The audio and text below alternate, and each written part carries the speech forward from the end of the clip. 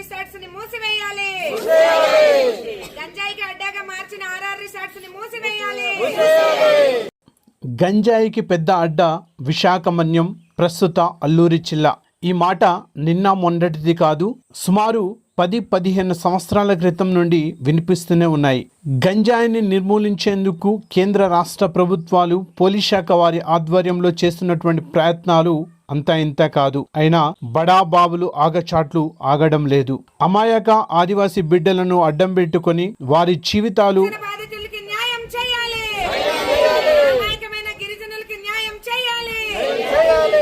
అందరికీ నమస్కారం అండి. నేను చైల్డ్ రైట్స్ స్టేట్ కో కన్వీనర్గా వర్క్ చేస్తున్నాను. మా చైల్డ్ రైట్స్ అల్లూరి సీతారామరాజు జిల్లా టీం మెంబర్స్ అందరూ కూడా మాకు ఇన్ఫర్మేషన్ ఇవ్వడం జరిగింది. ఇక్కడ అరకులో పద్మాపురం పంచాయతీ దగ్గర ఆర్ఆర్ రిసార్ట్స్ అని, రత్నం రాజ్ అని ఇక్కడ రిసార్ట్స్ పేరుతో మా గిరిజన బిడ్డల్ని తీసుకొచ్చి గంజాయి ప్యాకింగ్ చేయించి గంజాయి డిస్ట్రిబ్యూట్ చేస్తున్నారు. అది ఎన్నాళ్ళు బట్టి జరుగుతుందో మాకు తెలియట్లేదు. కానీ ఈ మధ్యకాలంలో ఈ వారం రోజుల్లో ఒక కుర్రవాడు సంతోష్ అని చెప్పి గంజాయి పట్టుకెళ్ళి విజయవాడలో అరెస్ట్ అయ్యాడు. విజయవాడలో అరెస్ట్ అయిన విషయం విజయవాడ పోలీసు వారు వారి పేరెంట్స్కి నోటీస్ పంపించడం వల్ల మాకు తెలిసి child rights legal advisor Bujjibabu garu మాకు ఇంటిమేషన్ ఇవ్వడం వల్ల మేము ఉటావుట్న వచ్చాము.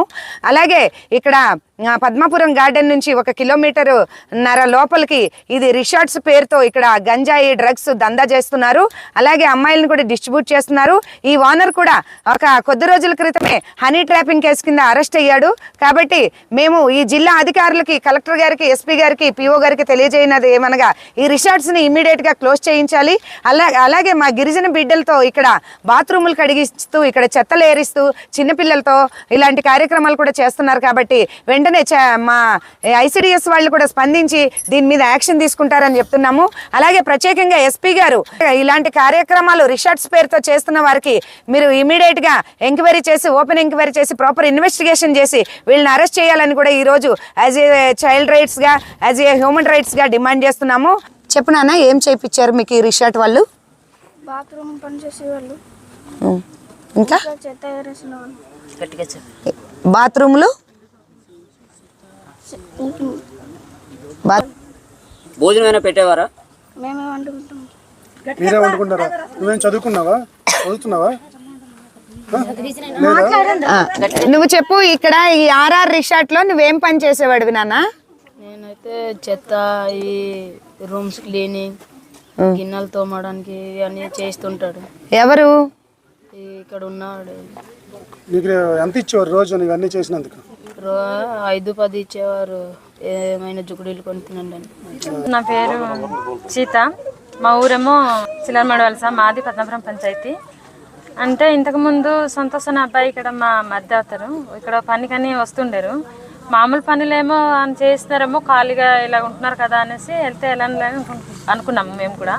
కానీ ఇలాంటి గంజాయి బిజినెస్లు ఇలాంటివి చేస్తున్నారని కూడా మాకు తెలీదు. ఇంతకుముందు అంటే మధ్యలో చెప్పారు మాకు, కానీ నమ్మకం మాకు కలగలేదు. ఎందుకంటే నిజామాబాదమో అనుకున్నాము. కానీ ఇప్పుడు అంటే మొన్న మా మధ్య అక్కడ తీసుకెళ్లారు, విజయవాడలో తీసుకెళ్తే ఇలాగ గంజాయి బిజినెస్లో అంటే ఇలా చేస్తున్నారు, గంజాయి తరపున ఇలాగ వెళ్ళారు కాబట్టి అక్కడ అరెస్ట్ అయ్యారు అని అక్కడ నుంచి ఫోన్ వస్తే మాకు తెలిసింది. వెంటనే ఈ రిసార్ట్ ఇక్కడ ఉండకూడదు అని మా గిరిజనులు అందరూ కూడా, వాళ్ళకి తెలుగు మాట్లాడమే సరిగ్గా రాదు పాపం, అలాంటి మా గిరిజన బిడ్డల్ని ఇక్కడ రూపాయి పాపాయి ఆశ చూపి వాళ్ళకి పని చెప్పి వాళ్ళని ఈరోజు గంజాయి కూడా వాళ్ళతో ట్రాన్స్ఫర్ చేయించి ఈరోజు విజయవాడలో అరెస్ట్ అయితే విజయవాడ పోలీసుల ద్వారా మా వాళ్ళకి తెలిసింది. కాబట్టి ఇమ్మీడియట్గా ఈ రిసార్ట్ని ఇక్కడ నుంచి ఖాళీ చేయించాలి. అలాగే గవర్నమెంట్ బాధ్యత వహించి మా గిరిజన బిడ్డని మాకు ఇప్పించాలని కూడా మేము ఈరోజు డిమాండ్ చేసి అడుగుతున్నాం.